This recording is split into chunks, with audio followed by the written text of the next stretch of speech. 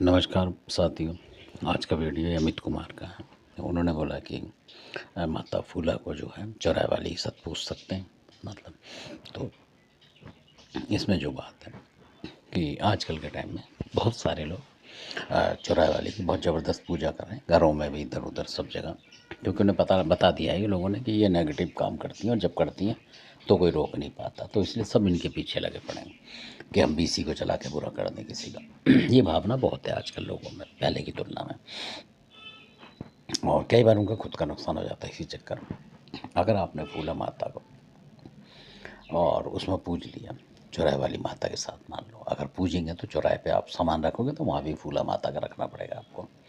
इस तरीके से सारा काम करना पड़ेगा। और अगर किसी शत्रु ने, मान लो अब भगवान ना करें, और उसने कोई नेगेटिव शक्ति चला दी चौराहे वाली की ताकत से, और अपने मसान असान इधर उधर के कोई लगा दी चौराहे के या कहीं के, कोई प्रेत वगैरह चौराहे का इस तरीके का कोई लगा दिया, तो वो आपके ऊपर हमला करने आएगा जिस वक्त, तो माता फूला आपकी मदद नहीं करेगी। क्योंकि आपने जोड़े में माता के साथ पूछ लिया है, तो जैसा माता करेगी चौराहे वाली, फूला माता उसी के साथ रहेगी, मतलब रुकावट नहीं करेगी।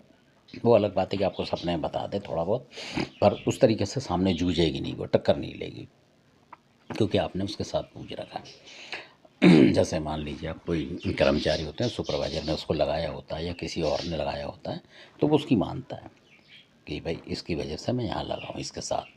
तो ऐसे ही चौराहे वाली के साथ अगर कोई शक्ति लगा देंगे तो जो चौराहे वाली कहेगी वो करेंगे, चाहे वो नेगेटिव करे चाहे पॉजिटिव करे। तो इसलिए तो इसमें फंसने के चांस हो जाते हैं, क्योंकि शत्रु चौराहे का जब भी प्रयोग करेगा आपके घर में हमला होगा बहुत ज़बरदस्त तरीके से, आप कुछ नहीं कर सकते। क्योंकि अगर फूला माता हट गई उधर से तो हो सकता है उनके साथ बुलाकी वगैरह आपके घर का होगा, वो भी मतलब सुन्न हो जाएगा, वो सुनेगा नहीं फिर कुछ भी। ऐसा भी होता है, क्योंकि रोकती चली जाएगी वो भी अपनी ताकत से, और उधर चौराहे वाली के साथ जो चीज़ें आ रही हैं वो हमला करेंगे, और चौराहे वाली भी आपको देवी देवताओं को रोकने का प्रयास करेगी, क्योंकि फिर लड़ने वाला देवता आपके घर से मिलेगा नहीं कोई। ना ही कोई खोज बताने वाला, रास्ता बताने वाला। इसलिए बाकी इसमें आपका अपना निर्णय है, वो अलग बात है। क्योंकि पहले के लोग घर के देवी देवता अलग पूजते थे, चौराहे वाली को अलग पूजते थे। ज़्यादातर बाहर जो भी होता था निकाल के उतारा वगैरह करके बाहर रखे जाते थे चौराहे पर। अगर उनकी कोई बात आई या कोई चौराहे वाली कहीं से किसी ने भेज दिया तो उसको उस तरीके से वापस कर दिया करते थे, या उसकी बच्ची बच्ची दे के बाहर कहीं पे वहीं मतलब और आ जाते थे कि माता जो भी किसी ने भेजी है ये लो और ये वापस जाओ आप, इस तरीके से वहाँ पूजा पाठ करके छोड़ देते, घर में नहीं लाते थे पुराने लोग ऐसे। पर अब लोगों ने मतलब बहुत ज़्यादा घरों में ये मतलब करने भी लगे और खाने भी लगे, मतलब इनको घर में ही इस तरीके से होने लगा है पहले की तुलना में।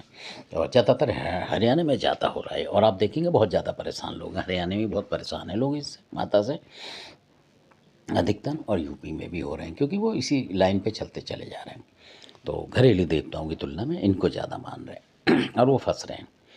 इसलिए क्योंकि सारे ही देवता वो इधर पूज लेते हैं, और कई तो यूपी के भी हैं जो कि चौराहों पे जाके जो भी जो हुआ है किसी के साथ वो बता रहा हूँ, तो वो चौराहे में जितनी भी शक्ति होती है, मान लो गुड़गांव में चले गए और वहाँ चौराहे वाली का ना लगा के दिया बत्ती, वो सबका कहते हैं माता जो भी तेरे साथ यहाँ है उन सबको हम ये कर रहे हैं, प्रसाद दे रहे हैं, ये कर रहे हैं। तो उस जगह पे जो होगा हरियाणा साइड में पाथरी वाली या खाको देविया और उनके जो भी होते हैं ये सारे के सारे होते हैं। जब आप सारों को पूज लेते हैं तो कई बार आपके घर में थोड़ी थोड़ी नेगेटिव शक्ति प्रवेश करने लग जाएगी, क्योंकि वो जो शक्ति होगी आपके देवता को दिखेगी, आपको नहीं दिखेगी कि आपने चौराहे पे क्या पूछ दिया। इसलिए कि वहाँ क्या प्रेजेंट शक्ति थी उस समय, इसलिए क्योंकि हरियाणा में ज़्यादातर लोग पाथरी वाली को और इसको चौराहे पे ही पूछते हैं, चौराहे वाली के साथ काको वगैरह ऐसी शक्तियों को। और आप भी कहेंगे माता है तेरे जोड़े में जितनी चीज़ें उनके अभी प्रसाद ये ले, तो आपके घर में हो गई। तो धन्यवाद, आप समझेंगे इस बात को।